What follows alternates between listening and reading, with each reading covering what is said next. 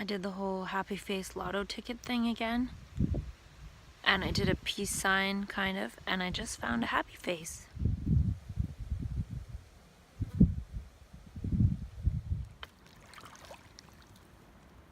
The rocks with dry seaweed look kind of like heads with comb-overs.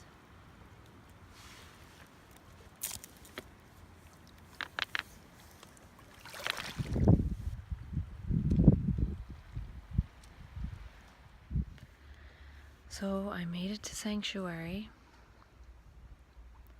It's me and the ocean. And it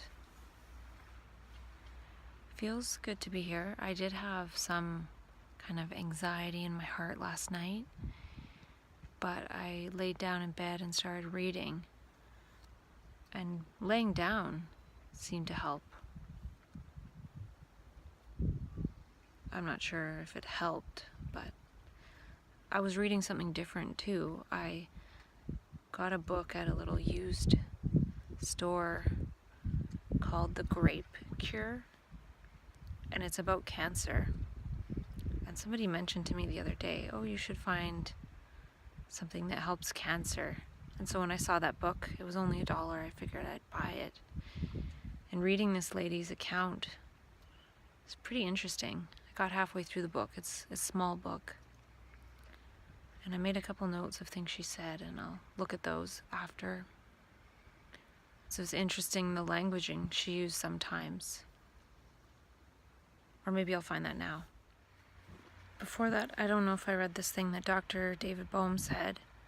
He said, wholeness is not a place you can get. Wholeness is a kind of attitude or approach to the whole of life. If we can have a coherent approach to reality, then reality will respond coherently to us. I love that last sentence.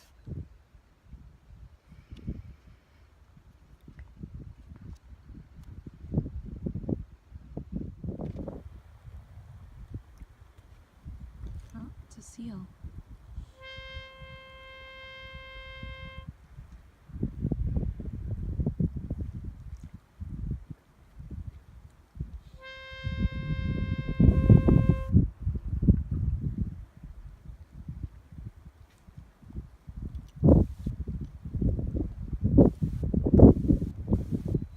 Nice meeting you, Mr. Seal.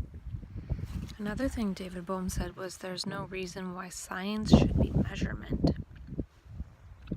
And I thought that was interesting because I mentioned how science is something we can do with our own eyes when we can see clearly. We don't even have to measure. The immeasurable and the infinite speaks to us and lets us know how it works.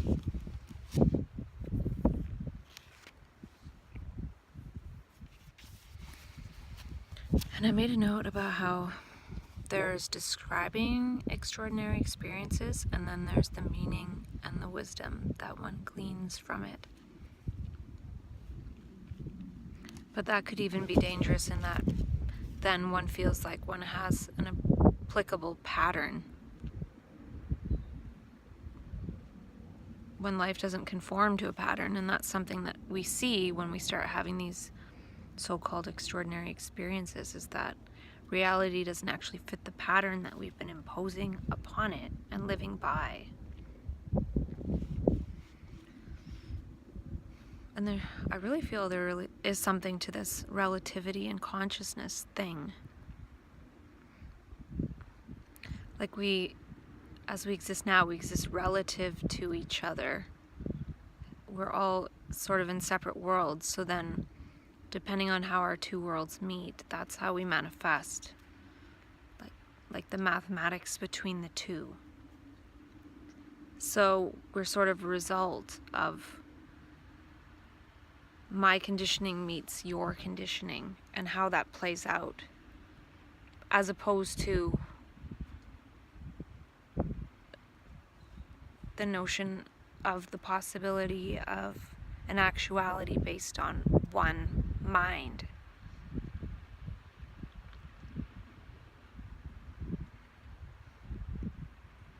And I feel that that's kind of what we go into when we go into mania and everything works out so perfect. It's because we're in this one mind actuality where things aren't dual. So whatever is within us is immediately presented to us in actuality, because life isn't going to a pattern, it's going to what is there in the moment. So what is there in the moment within us, if it's a lot of energy, then a lot of energy comes towards us in terms of people and things and ideas.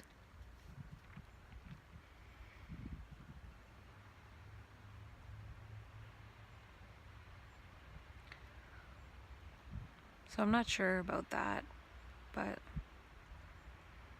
I noticed that on Tuesday, Thursday last week, I had a lot of calm breathing, like 40 minutes plus. But I was stressed out, like I wasn't calm. So this is where I think the relativity comes in, is that when I have sort of a crisis and my brain energy gets slowed down,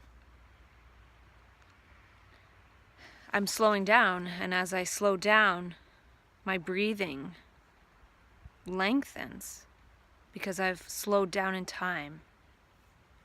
So I'm wondering if that's part of what is happening there. It's pointing to this relativity.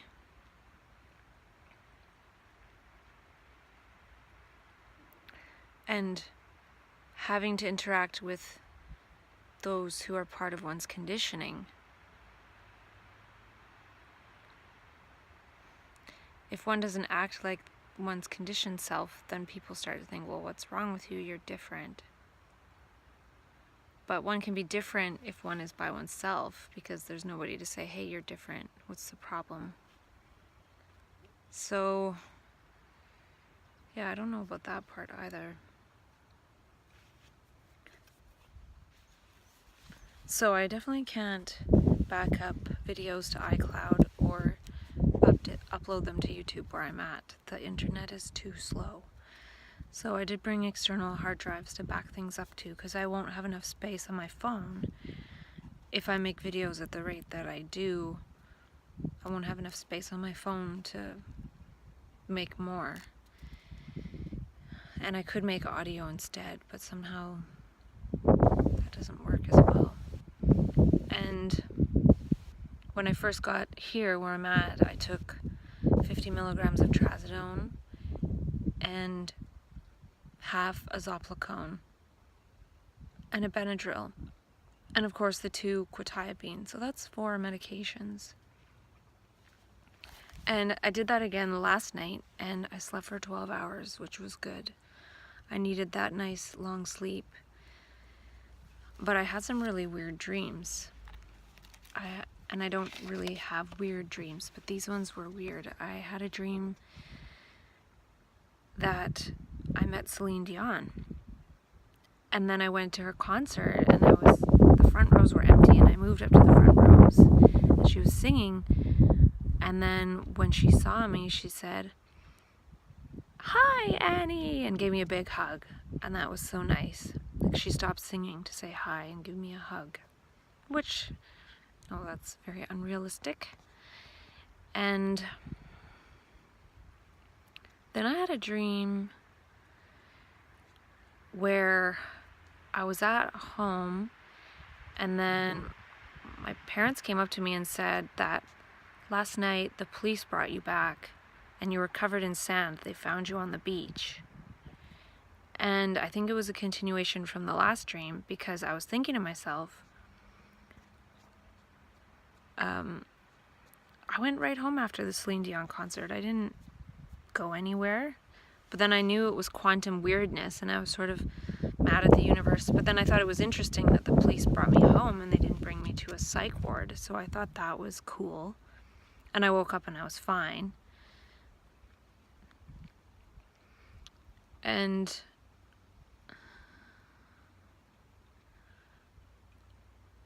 I think part of that stems from, I have a friend, or I haven't talked to this person in a long time, but they had an experience where they were found somewhere in a car with an open bottle of pills, and they had to smash the window to get this person out, and then they took this person to the psych ward. And I remember talking to this person and asking what happened, and they were saying they were visiting somebody and they were driving home, and that's all they remember. They don't remember anything about going to this location and taking pills.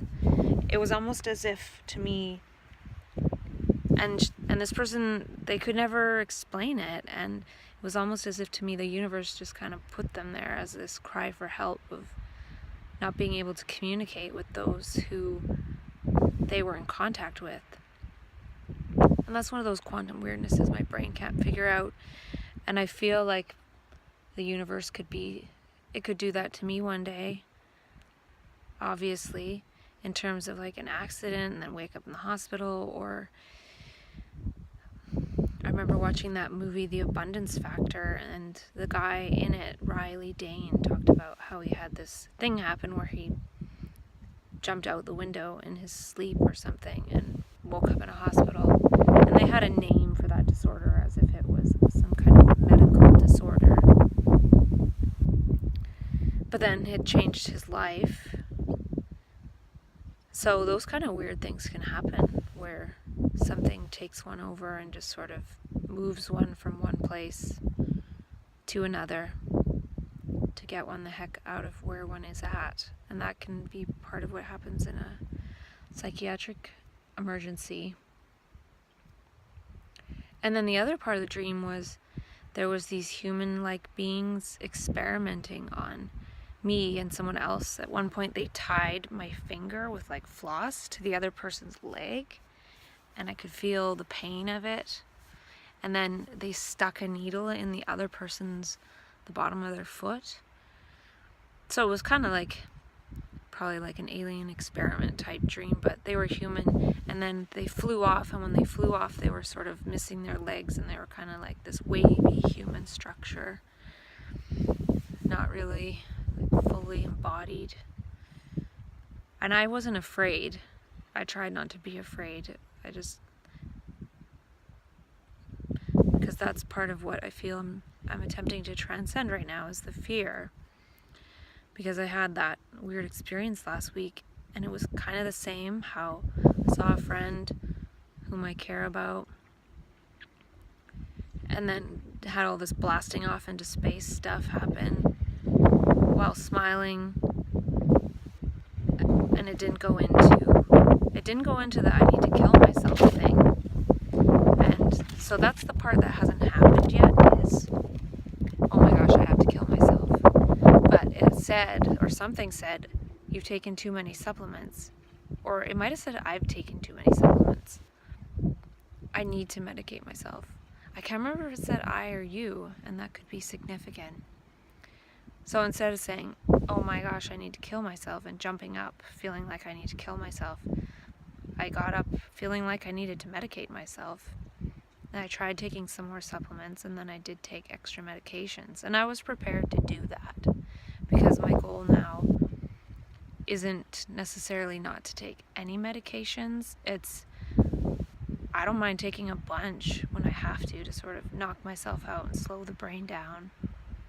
Because it grows back, That's why people diagnosed with bipolar, most of the time, at some point, they do have a so-called relapse, is because the power of this energy and whatever this process is much stronger than the medications, and the medications can only hold on for so long.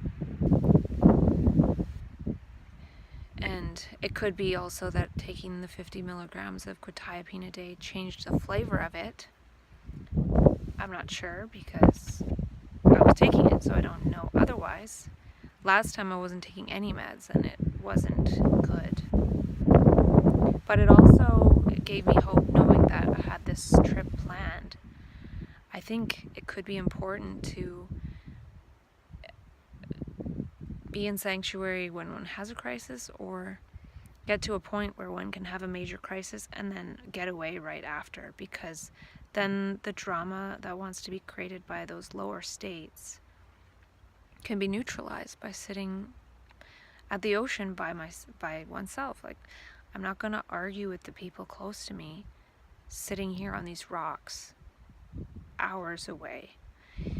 And that's part of what the fear is in those lower states. There's this fear of oneself.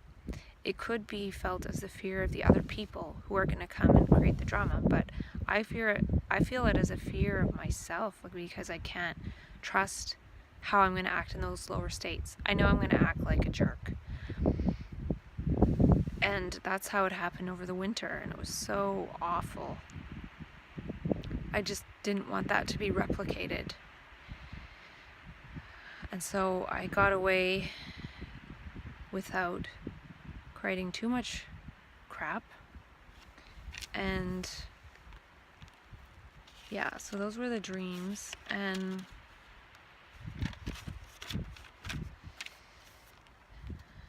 the Grape Cure book, this woman said at one point, the story was from in the 1920s when she had cancer, and she suffered for years, and there was a point when she thought she was going to die, well, multiple points, but at one point in the book she says, "More than ever, I realized the importance of saving my own life in order to convince and try to save others." And that's on page 7. And because I've sort of thought about giving up to some extent, but that's what is part of this lower energy state. It comes to mind that I should give up and perhaps end my life. Like, there's a little bit of the suicidal ideation, but it's of a different flavor. It's not out of super fear or super panic or anxiety, even though I've had a bit of anxiety. It's more like rational. It's like, I don't know if I deserve to live. And then I was thinking of that movie with Will Smith. I don't remember what it's called, but it's the one where, spoiler alert, it's the one where this is a spoiler, this tells you what happens, so don't listen for like 20 seconds. You might know it though. He's like this insurance agent, and he's kind of pestering these people. And the reason he's pestering them is to test if he feels they're the right people to give his organs to, because he's going to end his life, because he ended his wife's life by texting and driving, and other people in another car. So he felt like he couldn't live with himself anymore. So it came to mind that, and I bought this other book for $1, and it was 50 things you can do for under $10 or something like that. And I read through it. It was a quick read, and I started feeling more calm when I read it, because it's like actionable items. And one was, only boil the water in the kettle that you need, don't boil the whole kettle full of water. And I never thought about that before, though I have done the whole turn the water off when brushing one's teeth. I do that. Kettle thing I can do. But anyway, the other thing was sign up to be an organ donor. And that kind of freaks me out, because for me, a lot of what I plan or have in my mind and heart is possible to come true.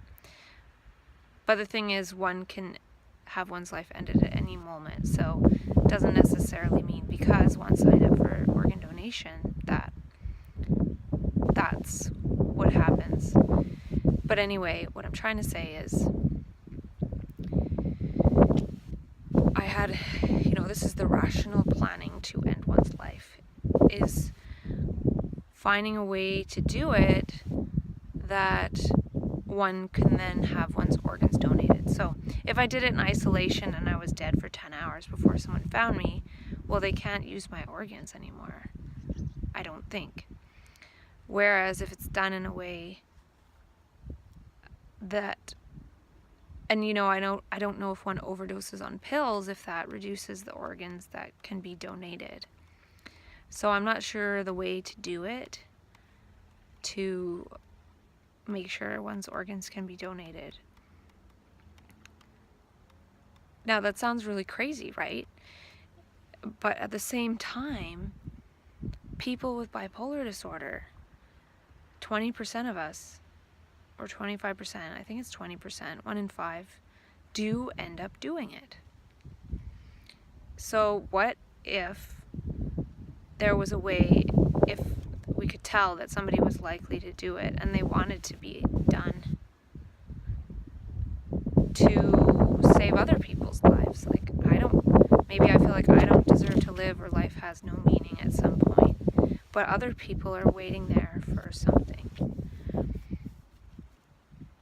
They're waiting there for life and hoping for it.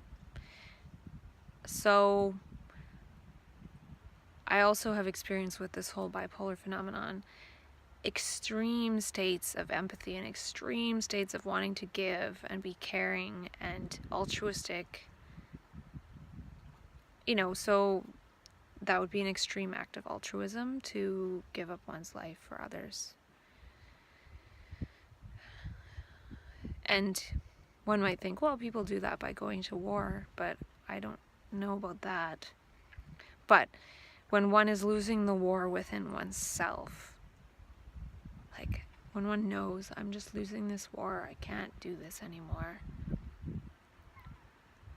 could there be a way to save other people's lives? Because apparently, it saves 8 people's lives, and then other people benefit as well, 100 people or something.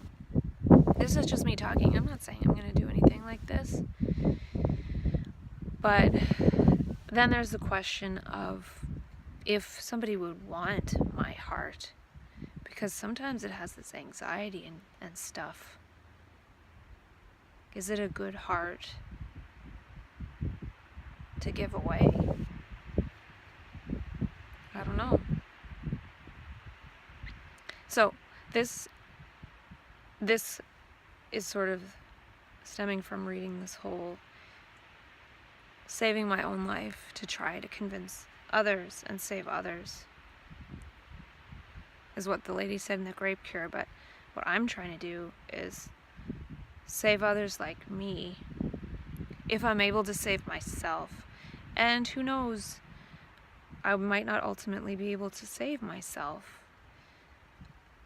But then maybe even if I can't, I can save other people. So,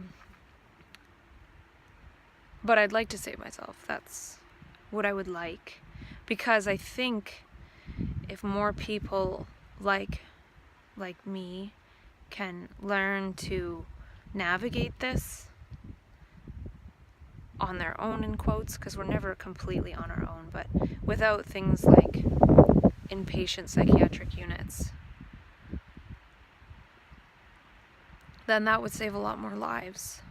So when I read the whole thing about the importance of saving my own life to convince and save others, it made me realize that it is really important to try to save my own life, to help other people like me, because that will help a lot more people than if I die or end my life. Unless there's a way to figure out how to have help to end it to save others. That would be a really weird thing. But, and I don't know who can give away what or how it works. So, I don't know. I probably shouldn't even be talking about this. But, yeah. I'm not really serious about that per se, but I was just thinking, if there is a point where I can't live with myself, then maybe I can let a bunch of other people live instead. But right now, I'm definitely on the track of what the grape cure lady says, which is I need to save my own life in order to help save others' lives. And I do think I'm getting somewhere. I don't know. I'm planning to go to California in October, and I calculated that my next crisis should be first week or second week of December. Because this time, if I count since October 1st of last year until the crisis, it was almost 8 months. And I was hoping for 8.5, like mid-June. And if I count from the last crisis, which was mid-October, like October 15th, then it was only 7.5 months. 7.5 months. And then if I wonder if that was even the crisis that I just had, and I count up to 8.5 months, I still could be in trouble up until mid-June. So I don't know. That's why this month will be really telling. And it'll be really telling to see, like, was that the crisis? I still don't know. And if it wasn't, how will I deal with that? Because I have been taking some other things, like I took 1,000 milligrams of uridine today and yesterday. I took clove oil today. I took some inositol, which tastes like icing sugar. It's quite good. And I'm taking 2 a day of the brain gastrotin now, the CDP choline, and the alpha GPC. And I took 1 D-serine. But the higher dose is more like 2,000 to 5,000 of uridine, not 1,000. Like twice a day, and more inositol and more D-serine. So I'm taking like lower doses of those ones. The D-serine is kind of for psychosis, and then inositol for second messenger, and uridine is like an anti-suicide one. So I don't know if by taking these sort of early, if it will decrease their efficacy if I have a really big suicidal crisis. Because the crisis I had last week was like the suicidal crisis, but I didn't feel suicidal. There was no fear. It was weird. It was messed up. It was unexplainable to a certain extent, but it wasn't scary. And so, it not being scary, there was no reaction of, oh my gosh, I have to kill myself because that was so scary. Like going into nothingness and then reconnecting with the body. It said, I've taken too many supplements, I need to medicate myself. So it was almost like saying, okay, your brain has grown a lot. You've grown a lot. There's a lot of energy going through you as your brain is very energized, sped up to a certain extent. And now it's got to slow down. So you need to medicate yourself. And change the relativity of consciousness. And when that happens, like before, if I'm afraid and then I go get help because I'm afraid, then all the people close to me come to me because I'm afraid, and then they do things to me because I'm afraid. So by not being afraid, I eliminated all that. Now, I was quite angry for a bit, but anger on the scale of consciousness is higher in consciousness than fear. So perhaps I've sort of decreased the fear, but I still have anger to deal with, for sure.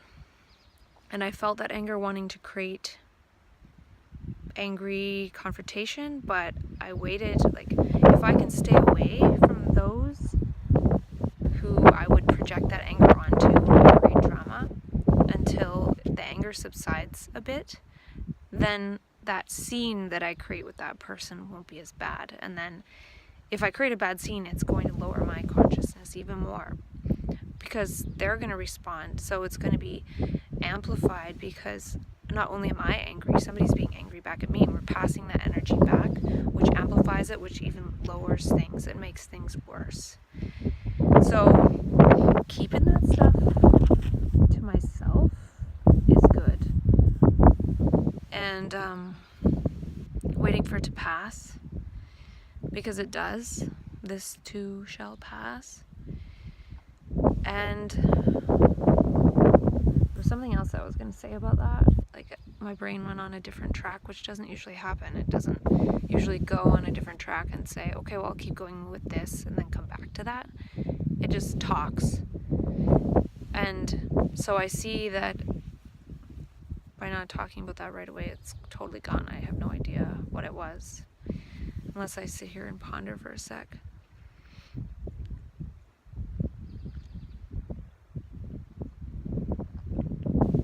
I don't know. It doesn't really matter, but the point is that I'm in this nice area, beautiful, high-level consciousness, scenery, and I think that'll help to neutralize stuff that comes up. So yesterday I had some anxiety, but I don't feel the anger, because there's nothing around to possibly provoke that. There's nothing around to possibly make me angry, so I don't have to feel that anger as a response to whatever is going to come at me, or fear in terms of being afraid of myself, because I know I'm in an angry state. So anybody that I interact with who I feel safe to project all my crap onto is going to get it.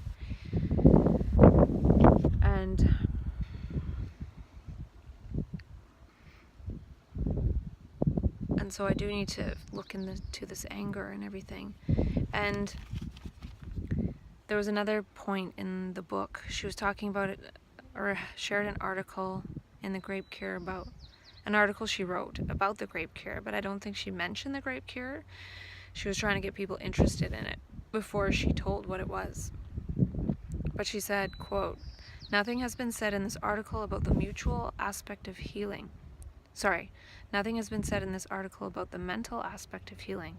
The subject is too big. It forms the most thrilling story of my life, but I must now be content to state that I became superconscious. I had unerring hunches and cultivated a bowing acquaintance with my subliminal self, whatever that may be." And that's on page 8. So that was really interesting, because...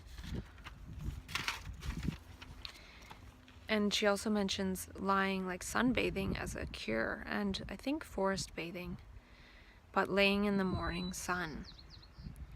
So right now I'm earthing by having my feet on these rocks, for sure. And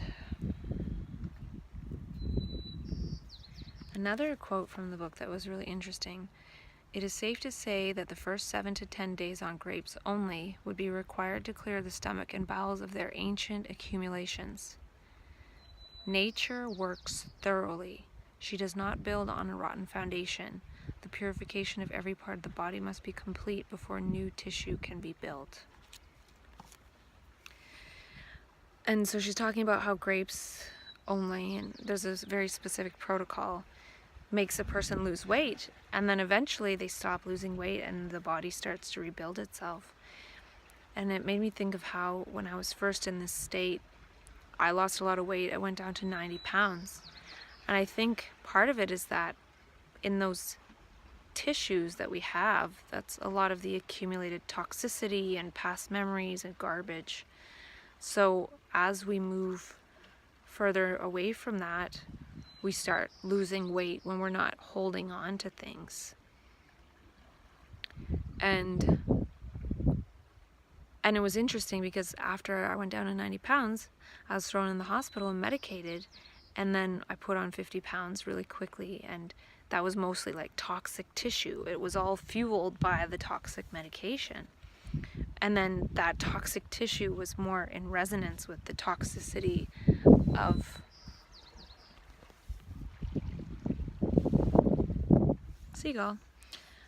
of the world that I re-entered into, because I think I was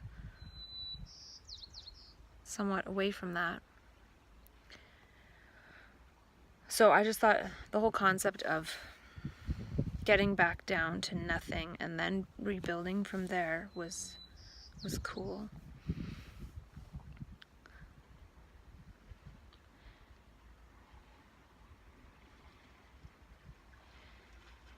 And another interesting point was, she said no strenuous work should be done after a cooked meal. Like, she was talking about the people that can't help but eat cooked food. I was thinking there's no boats out, and then all of a sudden there are all these boats. And anyway, she was talking about people that, okay, it says here, no strenuous work should be done, and it's especially recommended to refrain from every form of brain work immediately following a cooked meal. So that sort of implies eating a cooked meal, which she's saying is bad after doing all this grapes and raw food. It's like, by putting energy into the brain, the cooked food is becoming a part of the brain in that process. So that's that book so far. It's interesting. And I've been drawing this daily. And I showed before how I saw a happy face on a rock. I was thinking about, I do writing sometimes and I do talking, but you know, I drew a happy face as the lottery ticket number selection, and then I saw it on the barn, and then I saw one in the clouds the other day, and then I saw one on the rock. So drawing something makes it more salient. So drawing a heart and a happy face and a star and peace sign and infinity and a tree and ocean waves and lightning as an energy. You know, that's cool. Maybe one day one only has to draw out a few symbols in the day, not even writing out words. Because we don't want to see words. That's sort of our problem, is that we see with words. And so, yeah, like I said, the last 2 nights I've taken 50 milligrams of trazodone instead of 100. Tonight I might try to take 75 milligrams trazodone to bump it up a little bit, and just take a little smidgen of the Zopiclone, because I don't have a lot of that and I don't really want to be on it, because I think that one is habit forming. So I might do that and see what happens. And I am taking the Benadryl, because I could always keep taking Benadryl, which at least it's not a psychopharmaceutical. And hopefully I only have to take that extra stuff for like a month or so. And I don't know if I will end up being off the quetiapine at some point. I might keep going with it. If I have a big crisis in the next month, then I'll see that the quetiapine didn't really prevent it. But if I don't, if that little crisis was it, then maybe taking 50 milligrams a night is a good thing in a way. Maybe it's enough to make it not go so deep. But the thing that I do worry about is that by taking meds, more of it adds up in the background, like in the subconscious. And then when the meds, then it becomes even harder to stop the meds once one wants to stop. So who knows? And we'll see also, because I'm taking all these supplements. It's quite expensive. And so if I have a big crisis and these supplements don't help to navigate it,